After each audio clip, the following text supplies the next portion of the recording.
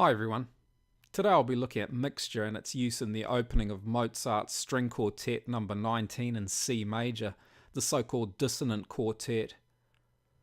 Although I'll give a brief overview of mixture, for a more in-depth look at its various applications, please see the following article.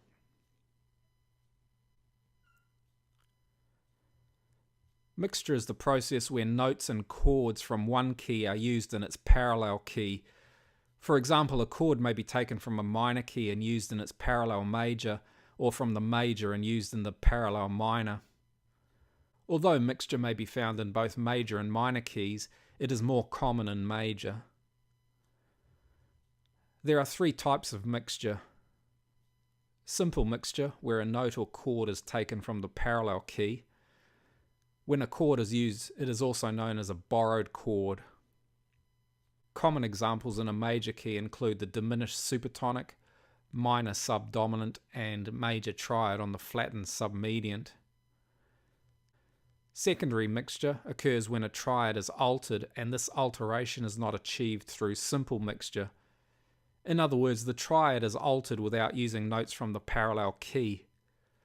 Probably the most common example in a major key is the use of the major mediant. And double mixture, where a chord borrowed through simple mixture is altered. In other words, secondary mixture is applied to these triads. For example, the major chord on the flattened submediant may be changed to minor. As with all things related to music theory, the terminology isn't necessarily as important as the ability to apply and recognize the concepts. The introduction to the first movement of Mozart's String Quartet is 22 bars in length, the first 16 bars of which essentially act as a preparation for the dominant, which is prolonged through the final 7 bars. Melodically, the introduction is essentially based on a descending step and 3-note offbeat motif and their variants. These motifs are also used in the subsequent allegro section of the quartet's first movement. Through the first 12 bars, the melodic lines of the upper instruments interact with a descending stepwise line in the cello.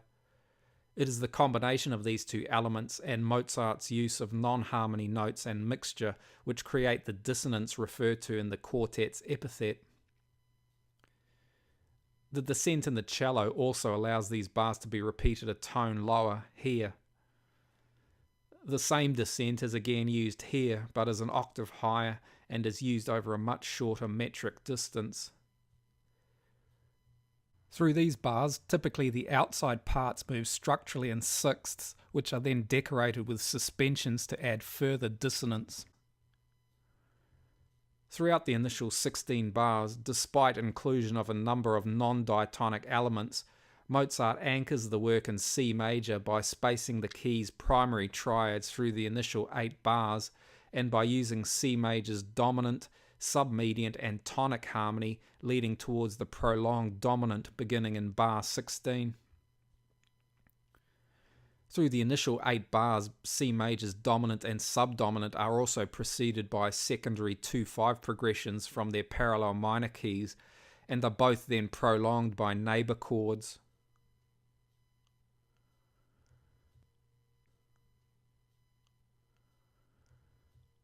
Using simple mixture, Mozart borrows from C minor the diminished supertonic, minor subdominant, and major triad on the flattened submediant.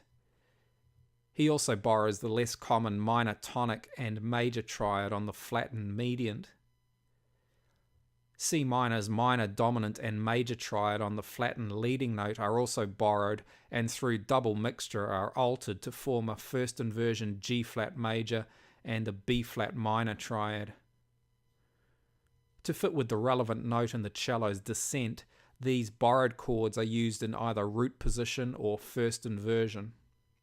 Please note, although here I've labelled these as borrowed chords, many of them are simply the resulting vertical combination of notes at particular moments in time, and may not therefore necessarily be labelled as harmonic entities, but simply as chromatic notes between two chords. This major chord on the flattened submediant, for example, Here may also be heard as the combination of parts moving between this diatonic submediant 7th and the Italian augmented 6th chord.